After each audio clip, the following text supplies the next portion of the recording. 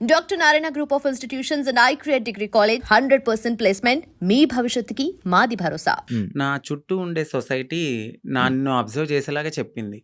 అది ఎలా అంటే నేను బయటకు వెళ్ళినప్పుడు నా ఫ్రెండ్స్ కానీ చుట్టుపక్కల వాళ్ళు కానీ నీ హావభావాలు ఏంటి ఇలా ఉన్నాయి, నీ హ్యాండ్స్ ఎందుకు ఇట్లా మూవ్ చేస్తున్నావు, నీ నడక ఎందుకు అలా ఉంది, నువ్వు ఎందుకు అమ్మాయిలా బిహేవ్ చేస్తున్నావు అని నన్ను అనేవారు అనమాట. సో నేను ఎప్పుడు పట్టించుకోలేదు అది. సమ్ టైమ్స్ ఎప్పుడైనా నేను ఫ్రెండ్స్తో బాయ్స్తో ఎక్కువ ఉండేదాన్ని కాదు, గర్ల్స్తో ఎక్కువ ఆడుకునేదాన్ని. అప్పుడు బాయ్స్ అందరూ వెళ్తూ వెళ్తూ 0.5 చెక్క ఇట్లా డిఫరెంట్గా పిలిచినప్పుడు నేను చాలా హట్ అయ్యేదాన్ని. ఒకసారి నేను వెళ్ళి నా అద్దం ముందు నేను ప్రశ్నించుకున్నాను. ఏమనంటే ఏంటి నన్ను అందరూ ఇలా అంటున్నారు, ఫ్యామిలీ ఏమో బాగానే ఉన్నావు అంటున్నారు, బట్ నా మనసు ఏమో చెప్తుంది ఏంటంటే నువ్వు ఒక అమ్మాయివి అనే ఫీల్ నాకు అప్పుడే అనిపిస్తుంది. ఇది కరెక్ట్ కాదు, ఎందుకు వీళ్ళందరూ నన్ను ఇలా అంటున్నారని నాలో నేను చాలా బాధపడేదాన్ని. సో సమ్ టైమ్స్ ఫ్రెండ్స్తో కూడా ఆడుకోకుండా ఒకే రూమ్లో ఉండి బాధపడేదాన్ని. ఒక సిచ్యువేషన్ ఎప్పుడు నాకు 13-14 వచ్చినప్పుడు చాలా పెద్ద సిచ్యువేషన్, ఎక్కువ అంటే బాధ ఎక్కువైపోయింది. నాలో నేనే బాధపడ్డము, ఒక అమ్మాయిలా ఉండాలనుకోవడం, చీర కట్టుకోవాలనుకోవడం, బొట్టు పెట్టుకోవాలనుకోవడం. సో అది నాకు అలవాటయింది. అమ్మ వాళ్ళు లేనప్పుడు, ఇంట్లో ఎవరు లేనప్పుడు చీర కట్టుకుంటూ బొట్టు పెట్టుకుని నాకు నేను ఒక 5 minutes or 10 minutes నాకు నేనే చాలా ఆనందంగా ఫీల్ అయ్యేదాన్ని. ఇక వస్తున్నారనిపించి తెలుస్తుంది, అమ్మ వాళ్ళు ఎప్పుడైనా బయటకు వెళ్ళి వస్తున్నారో ఒక టైం అయింది కదా అని తీసేసి మళ్ళీ అబ్బాయి బట్టలు వేసుకునేదాన్ని. ఇట్లా నాకు అనిపించి అనిపించి అనిపించి ఒక టీనేజ్ వచ్చింది. ఇంటర్ చదువుతున్నప్పుడు ర్యాగింగ్ ఎక్కువైపోయింది బాగా. అక్కడ కూడా సేమ్ డైలాగులు సేమ్ ఒక ఆడింగ్ కూడా చెక్క 0.5 నీ నడకేంటి ఇలా ఉంది, నువ్వేంటి ఇలా ఉన్నావు, అమ్మాయిలతో ఎక్కువ ఆడుకుంటున్నావు అంటే నువ్వు అదేరా, అట్లా ఇట్లా నన్ను చాలా అంటే చాలా. ఇక ఏడవడానికి కూడా నాకు కన్నీళ్ళు సరిపోయి కాదు. ఇక ఇదే నాకు లైఫ్లో ఒక టర్న్ వచ్చింది. ఏంటంటే నేను డాన్స్ బాగా చేసేదాన్ని. ఎప్పుడు పెట్టినా అమ్మాయి సాంగ్సే, ఐటమ్ సాంగ్స్. అట్లా నాకు పేరు బాగా పెట్టారు. అప్పుడు చిట్టి ఆయరే సాంగ్ అని వస్తే సో నన్ను అప్పుడు చిట్టి చిట్టి అని పిలిచేవారు. చిట్టి కాస్తే చిట్టి నాయుడు అయిపోయింది. అప్పుడు చిట్టి నాయుడు అని పిలవడంతో చాలా మందికి చిట్టి నాయుడు అని తెలుసు. ఎక్కడ ప్రోగ్రామ్స్ ఉన్నా వెళ్ళేదాన్ని, డాన్స్ చేసేదాన్ని, మనీ సేవ్ చేసుకునేదాన్ని, అమ్మాయి సాంగ్స్ చేసేదాన్ని. నాలో ఉన్న ఆ ఫీలింగ్స్ ని అమ్మాయిగా అక్కడ సొసైటీలో రెడీ అయినప్పుడు చాలా ఆనందంగా ఫీల్ అయిపోయేదాన్ని. అమ్మాయి ఇలా నా డ్రీమ్ నెరవేరుతుంది, నేను అమ్మాయిలా ఉండగలుగుతున్నానని చాలా హ్యాపీగా ఫీల్ అయ్యేదాన్ని. ఎప్పుడైతే ఆ మేకప్ నుంచి బయటకు వచ్చి నేను అబ్బాయిలా ఉండేదానో మళ్ళీ అదే రొటీన్, ఫ్రెండ్స్తో కానీ లేకపోతే చుట్టుపక్కల వాళ్ళతో కానీ మీ అబ్బాయి ఏంటి ఇలా చేస్తున్నాడు. నేను ఎక్కువ మా మమ్మీ హెల్ప్ చేసేదాన్ని, గిన్నెలు తోమేదాన్ని, ఇల్లు తుడిచేదాన్ని, అట్లా చేసేదాన్ని. మా అమ్మగారు వద్దనేవారు, చుట్టుపక్కల వాళ్ళు నన్ను చూసి నవ్వేవాళ్ళు. కానీ మా అమ్మగారికి ఎప్పుడు ప్రతి తల్లికి తన కొడుకు రాజే ఎలా ఉన్నా కూడా. సో నన్ను కూడా అట్లానే అనుకున్నారు. ఒక 18-19 ఇక వచ్చేసి మారిపోవాలని నేను ఫిక్స్ అయిపోయాను. ఎందుకంటే చుట్టుపక్కల వాళ్ళు అన్న మాటలు అది యాక్చువల్లీ అదే ఇప్పుడు మీకు చుట్టుపక్కల వాళ్ళు మిమ్మల్ని ఇలాంటి మాటలు అనడం వల్ల మీ మైండ్ మారిందా? అలా అని కాదు, అంటే నేను ఎప్పుడు అబ్జర్వ్ చేసుకోలేదు. అంటే ఇలా ఇప్పుడు ఆ ఏజ్కి నేను ఇలా మారిపోవాలి, ఎక్కడికి వెళ్ళి మారాలో మనకేం తెలీదు. నేనేమనుకునేదాన్ని అంటే ఇట్లా నేను అమ్మాయిగా ఇలా ఇంట్లో రెడీ అవ్వడము, నాకు నేను ఇలా ఉండడమే అదే నా ప్రపంచం అనుకున్నాను. కానీ వేరే ప్రపంచం ఉంటుంది ఇట్లా అప్పటికి నాకు భయం అనమాట. ట్రాన్స్ ఎక్కడైనా చూసినా నేను భయపడేదాన్ని, మాట్లాడేదాన్ని కాదు, చాలా భయపడేదాన్ని. ఇప్పటికీ ఉండేది. ఎందుకు భయం అసలు? నార్మల్గా అంటే సొసైటీలో కొంతమంది చేసే, అందరూ కాదు, మోరవర్ కొంచెం మారింది సొసైటీ ఇప్పుడైతే. అప్పట్లో మేమున్నప్పుడు ఏంటంటే కొంచెం హార్ష్గా బిహేవ్ చేయడం, కొంచెం కొట్టడము, తిట్టడము. అది కూడా ఎందుకు, ఇదే సొసైటీ వాళ్ళని వేలెత్తి చూపించడం వల్ల ఫ్యామిలీకి దూరం అయ్యి మాకు ఎటు కాని లైఫ్ అయిపోయిందని చెప్పి సో అదే గర్జ్ పెట్టేసుకున్నారు చాలా మంది. అప్పట్లో మగవాళ్ళన్నా చిన్న కామెంట్ చేసినా కొట్టేసేవాళ్ళు అప్పట్లో. ఇప్పుడు మారడం అయితే కొంచెం జరిగింది.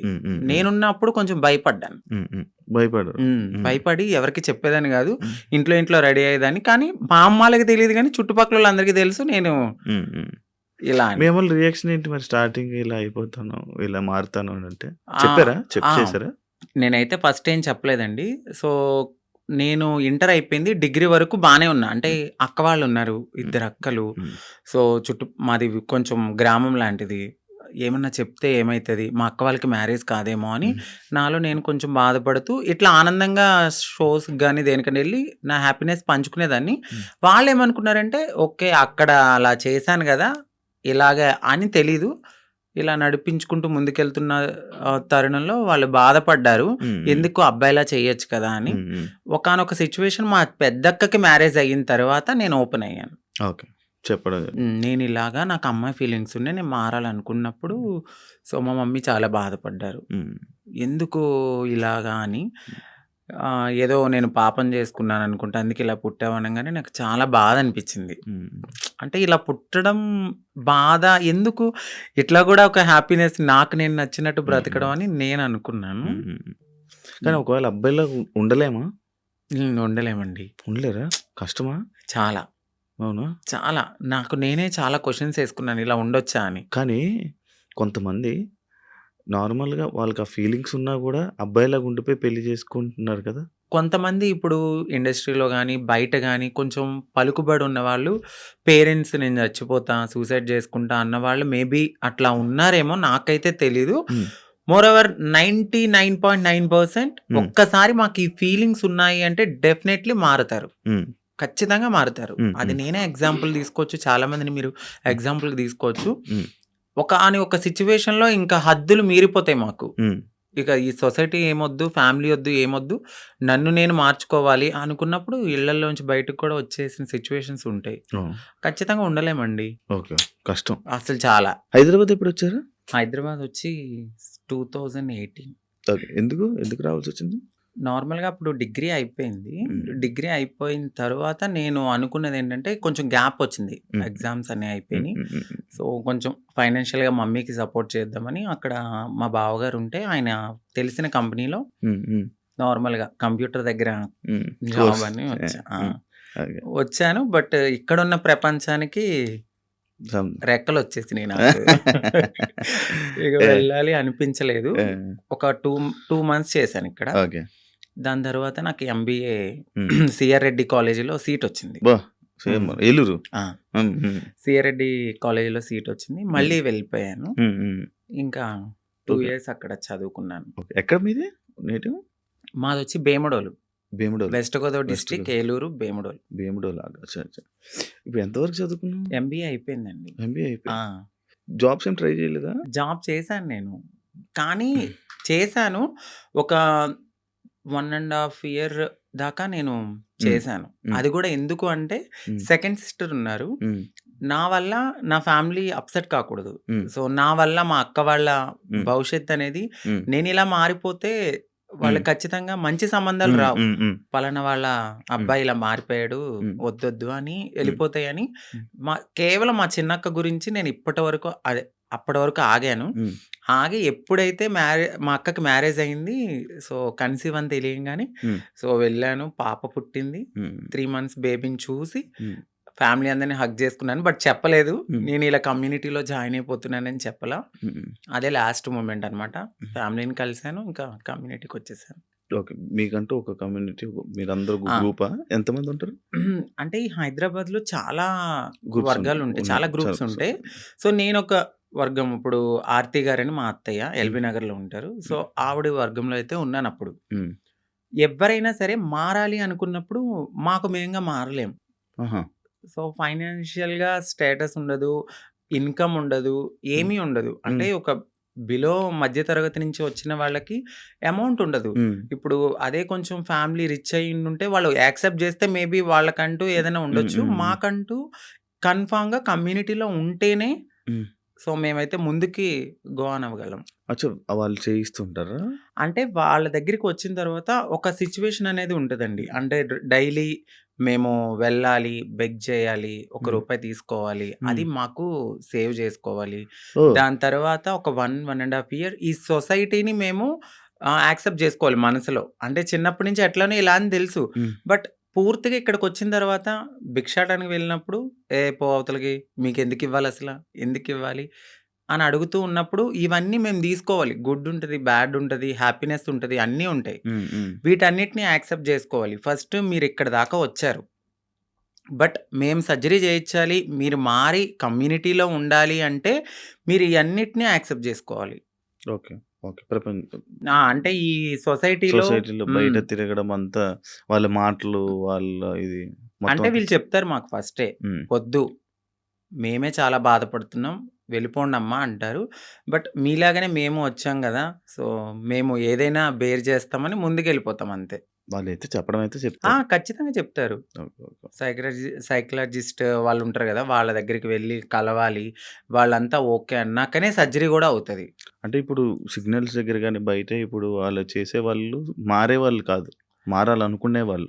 అంటే ఇప్పుడు ఫస్ట్ సిగ్నల్స్ ఒక బిగ్ షాట్ అని అంటే మీరు ఓపెనింగ్స్ దగ్గరికి అవును. అయితే అవును. ఫస్ట్ వెళ్ళరు. అవును. ఓన్లీ సిగ్నల్స్ బస్తీలు ఉంటాయి. అంటే హ్మ్. మన షాప్స్ అవును. ఉంటాయి కదా, అవును. అవును. 10 రూపీస్, 5 రూపీస్. హ్మ్. వీళ్ళంతా డే 1 నుంచి అంటే ₹1 కలెక్ట్ చేసుకుని పెద్దవాళ్ళకి ఇస్తే సర్జరీ చేయించడానికి ఫస్ట్ మాది ఆ స్టెప్ అనమాట. ఓకే. ఓకే. ఆ స్టెప్ తర్వాత. అంకిత నాయుడు ఎందుకు సోషల్ మీడియాలో ఫేమస్? ఎలా? సో అంతకు ముందు వరకు అంకిత నాయుడు అంటే తెలీదు. హ్మ్. ఆఫ్టర్ మ్యారేజ్ హ్మ్. నా పాస్ట్‌లో నేను మ్యారేజ్ అవును. చేసుకున్నాను. అవును. ఆ టైంలో సో బాగా వైరల్ అయిపోయింది. హ్మ్. ఆ వీడియో అనేది హ్మ్. ఒక ఒక అబ్బాయి ఒక అబ్బాయి మ్యారేజ్ మ్యారేజ్ చేసుకున్నారు చేసుకున్నారు. పబ్లిక్‌లో అనేది చాలా ఫేమస్ అయిపోయి వైరల్ అయిపోయింది ఆ అవును. వీడియో. అవును. అవును. దాని తర్వాత మా కమ్యూనిటీ నుంచి స్నేహ గారు నన్ను ఇంటర్వ్యూ చేశారు. దాని హ్మ్. తర్వాత సో అవును. చాలా అట్లా. మంది చేశారు. హ్మ్. చూసాను. ఇంటర్వ్యూస్ చూసాను. మీ కపుల్ ఇంటర్వ్యూస్ చూసాను. అప్పుడే ఆ! ఆ! దానివల్ల ఫేమస్ అయిపోయారు. చాలా. అవును. ఇప్పుడు నార్మల్‌గా మ్యారేజెస్ అంటే మీరెందుకు నమ్ముతున్నారు? ఎందుకంటే మీ దాంట్లో ఎవరి లవ్ కూడా సరిగ్గా సక్సెస్ అయింది లేదు. అవునండి. ఎవరో ఒక అబ్బాయి రావడం, మోసపోవడం, కొట్టడం, తిట్టడం, చంపడం ఇలాంటివన్నీ జరుగుతూనే ఉంటున్నాయి. అవునండి. కానీ మీరెందుకు నమ్మి మళ్ళీ మ్యారేజ్ చేసుకున్నారు? అండ్ మీ ఇంటర్వ్యూ నేను చూసినట్లయితే మీరు ఒకరి మీద ఒకరు చెప్పుకున్న ప్రేమను గాని, ఇది అవును. గాని ఇప్పుడు రియల్ జంటలు కూడా అంత ఉండరేమో. అలా ఉండేవాళ్ళు. సో, నరదిష్టి అంటారు గదా! మేబీ హ్మ్. అది గూడా కొంచెం అయ్యుండొచ్చు. హ్మ్. సోషల్ మీడియాలోకొచ్చిన ఏ కపుల్ గూడా అంత త్వరగా కలిసున్నట్టు ఏమి ఉండదు. మేబీ ఒక కపుల్ అంటే నాకు తెలిసి గుట్టుగా ఉండి, ఆ ప్రేమను అక్కడే చూపించుకోవచ్చేమో. బట్ నేను వైరల్ అయిన తర్వాత నా నా మొత్తం నా లైఫ్ మొత్తం అంటే యూట్యూబ్‌లోకొచ్చేసాను నేను. హ్మ్. యూట్యూబ్‌కొచ్చి నా లైఫ్ స్టైల్ మొత్తం అందులో పెట్టాల్సొచ్చింది. హ్మ్. హ్మ్. ఆ టైంలో ఏంటంటే ఏదో ఒక కంటెంట్ అనేది హ్మ్. ఒక వీడియో రూపంలో నేను మెసేజ్ ఇవ్వడం అనేది జరిగింది. సో, అదైతే కావాలని చేసింది కాదు. అంతే బాండింగ్ ఉండేది ఇద్దరి హ్మ్. మధ్యన. హ్మ్. హ్మ్. హ్మ్. సడెన్‌గా కొన్ని రీజన్స్ వల్ల విడిపోయాం. హ్మ్. ఎందుకు విడిపోవాల్సొచ్చిందంటే ఒకటి ఫ్యామిలీ యాక్సెప్టెన్సీ సరిగ్గా లేదు. హ్మ్. తనకి వాళ్ళ ఫ్యామిలీ. వాళ్ళ ఫ్యామిలీ హ్మ్. యాక్సెప్టెన్సీ హ్మ్. హ్మ్. అస్సలు లేదు. హ్మ్. ఇంకొకటి నేను ముందుగానే చెప్పాను. హ్మ్. నేను హ్మ్. ఎప్పుడైతే నేను మా అమ్మగారికి ఇల్లు కడతానో, సో, అప్పటి వరకు ఆగమనే చెప్పాను. హ్మ్. నేను అప్పటి వరకు నేను కొంచెం కష్టపడాలి. హ్మ్. ఇప్పుడు నువ్వొచ్చావు గదా అని నేను రాలేను. ఎందుకంటే హ్మ్. ఇట్లానే అవుతది. హ్మ్. ఆఫ్టర్ బ్రేకప్ హ్మ్. అయిపోతది. సో, నేను మళ్ళీ నా పాస్ట్‌కెళ్ళలేను గాబట్టి హ్మ్. కొంచెం టైం ఇవ్వు అని జెప్పాను. హ్మ్. ఆ అబ్బాయి అన్నీ ఓకే అన్నాడు. హ్మ్. హ్మ్. నేను కమ్యూనిటీ వర్క్స్ చేస్తానని చెప్పాను. ఇలా కమ్యూనిటీలో ఉంటాను కొన్నాళ్ళు. మనం సెటిల్ అయ్యే వరకు. దాని తర్వాత మా పెద్దవాళ్ళకి చెప్పి మనం హ్మ్. హ్యాపీగా మన లైఫ్ లీడ్ చేద్దాం. హ్మ్. నేను ఇల్లు కట్టుకోవాలి మా అమ్మగారు. హ్మ్. దాని తర్వాత నేను మ్యారేజ్ చేసుకున్నాం. హ్మ్. ఒక 1 ½ ఇయర్ బానే ఉన్నాం. హ్మ్. హ్మ్. హ్మ్. దాని తర్వాత ఇంకా రోజు ఇంకా తాగడము, హ్మ్. ఎందుకిట్లా, అందుకట్లా చిన్న చిన్న ఇష్యూస్, గొడవలు అవి పెద్ద పెద్దయి అయిపోయాయి. అయితే ఈ బ్రేకప్ టైమ్‌లో ఎక్కువ వీడియోస్ పెట్టడం హ్మ్. అంకిత కావాలని చేస్తుందా? ఎందుకు అంత ఎమోషనల్ అయిపోతుంది? ఎందుకు సోషల్ మీడియాలో అంత ఏడుస్తూ వీడియోలు పెట్టాల్సిన అవసరం ఏంటి? అని క్వెషన్ చేశారా? మీ వరకొచ్చిందా? ఏమన్నా? వచ్చింది. ఆ! ఏమని మీ సమాధానం? సో, ఎందుకంటే అది నా మనసుకు తగిలింది. హ్మ్. నేను సోషల్ మీడియాకి గూడా వచ్చేదాన్ని కాదు, చెప్పేదాన్ని గూడా గాదు. హ్మ్. ఒకానొక సిట్యుయేషన్‌లో అది నాకు నెగటివిటీ వచ్చేసింది. అవును. తినే ఏదో చేసింది. హ్మ్. తిన వల్లే బ్రేకప్ అయిందని హ్మ్. నెగటివిటీ వచ్చింది. హ్మ్. సో, నేను నిజం చెప్పాలంటే నేను ఒక ఓపెన్ బుక్. ఆ హ్మ్. విషయంలో అయితే తనకి నేను చాలా ఓపెన్‌గా అన్నీ చెప్పే చేసుకున్నాను. హ్మ్. సో, చెప్పి చేసుకున్న పర్సన్ హ్మ్. తను ఎప్పుడైతే ఆహ్, కొన్నాళ్ళ తర్వాత లగ్జరీ లైఫ్‌కి అలవాటు పడ్డాడు. అవును. ఆ తరువాత జాబ్ పోయింది. హ్మ్. ఒక 11 మంత్స్ వరకు నేనే చూసుకున్నాను. బిఫోర్ కూడా నేనే రెంట్ కట్టేదాన్ని, కార్ ఈఎంఐలన్నీ నేనే, ప్రతిదీ నాదే. ఆయన జాబ్ చేసుకుని వాళ్ళ ఫ్యామిలీని చూసుకునేవాడు. సమ్ టైమ్స్ ఎప్పుడైనా రెస్టారెంట్స్ అట్లకి వెళ్ళినప్పుడు ఖర్చు పెట్టే అతను. 11 మంత్స్ అనేది జాబ్ పోయింది. ఇంకా నాకు ప్రెషర్ ఎక్కువైపోయింది. ఇటువైపు ఇల్లు కట్టిన ఒక గోల్డ్ ఉంది అక్కడ, అదంతా విడిపించాలని చెప్పి నేను తనకి ముందే చెప్పాను. సో డ్రింక్ చేయడము, ఇదే విషయంలో గొడవ అవ్వడము. దీనికి ముందే నాకు తెలియదు, రీసెంట్గా తెలిసింది. నన్ను మ్యారేజ్ చేసుకున్న 3 monthsకి వేరే అమ్మాయిలతో కూడా ఉన్నారని చెప్పారు. సో ఆ రికార్డ్స్ కూడా నా దగ్గర ఉన్నాయి. బట్ నేను ఎందుకంటే అంతా అయిపోయిన తర్వాత మనకు అనవసరం అనిపించింది.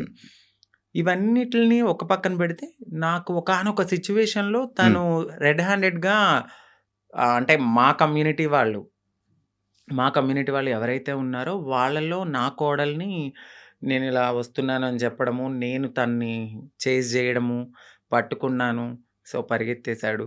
ఇవన్నీ నేను చూసి నా మైండ్ అనేది ఒక్కసారిగా మాకు అవసరం లేదు, ఈ కమ్యూనిటీలో ట్రాన్స్లోనే ఉండాలి, మమ్మల్ని మేము ఎంత అందంగా మార్చుకున్నా వాళ్ళు కొన్నాళ్ళే ఉంటారు, సో వద్దు, సింగిల్గా ఉండడం బెటర్ అనిపించింది. దాని తర్వాత నేను సోషల్ మీడియాలో నేనే పోస్ట్ పెట్టాను, వద్దు అంటే నన్ను కలవడానికి 2 times అట్లా ప్రయత్నించాడు. బట్ నాకు మనసుకి తగిలింది అది. ఎందుకంటే ప్రతిసారి నేను యాక్సెప్ట్ చేయడము, ఇది మా ఇద్దరి మధ్యన జరగడము, వాళ్ళ ఫ్యామిలీకి చెప్పడము, మా ఫ్యామిలీకి చెప్పడము, మీ చావు మీరు చావండి అనడము, ఇవన్నీ నేను ఇంకా తీసుకోలేకపోయాను. నేను మారింది నా కోసం, నా సెల్ఫ్ నేను ఆనందంగా ఉండడానికి, ఎందుకు దీంట్లోకి దూకానా. ఇంకొకటి, కమ్యూనిటీలో అందరికీ ఒక రోల్ మోడల్ అనుకున్నారు, ఇప్పుడున్న జనరేషన్లో ఇంత బాగా ఉంటున్నారా అని. సో నేను ఇప్పుడు కనుక నేను బ్రేక్ చేస్తే సొసైటీలో వీళ్ళంటూ సెట్ కారు, వీళ్ళకి పెళ్ళిళ్ళు సెట్ కావు అని అంటారని నాకు ముందే తెలుసు. దానికోసం కూడా నేను చాలా బాధపడుతూ అట్లానే ఉన్నాను. ఇవన్నీ చూసిన తర్వాత నాకు నేనే ఇన్స్టాగ్రామ్లో విడిపోతున్నామని చెప్పాను. చెప్పిన తర్వాత ఆపోజిట్ పర్సన్ కూడా ఎందుకు ఏంటి అని క్వశ్చన్ చేయడానికి నన్ను ప్రయత్నించలేదు. నేను వీడియోస్ డిలీట్ చేసేసాను. తను కూడా అప్పటికే వేరే అమ్మాయితో లవ్లో ఉన్నాడు. ఓకే. అలా బ్రేకప్ అయింది. సేమ్. అంటే నేను ఎన్నిసార్లు వద్దన్నా కావాలనుకున్న మనిషి ఒక్కసారిగా నేను వద్దు అన్నప్పుడు ఎందుకు బ్రేకప్ చెప్తారు? ఒక 1.5 yearలో చాలా గొడవలు అవుతాయి. ఇది మాకు అప్పుడు మేము విడిపోవడానికి కూడా చాలా చిన్న రీజనే. దానికి ముందు చాలా పెద్ద రీజన్స్ ఉన్నా మేము కలిసే ఉన్నాం. అప్పుడు కలవాలి అని ఒక పర్సన్ మన ముందు బతిమలాలిన మనిషి ఒక్కసారిగా ఎందుకు వదిలేసుకున్నాడు? బ్రేకప్ అంటే వదిలేసాడు. దానికి తనకి ఎక్కడో కనెక్ట్ అయ్యాడు, ఇక్కడ వదిలించుకోవాలనుకున్నారు.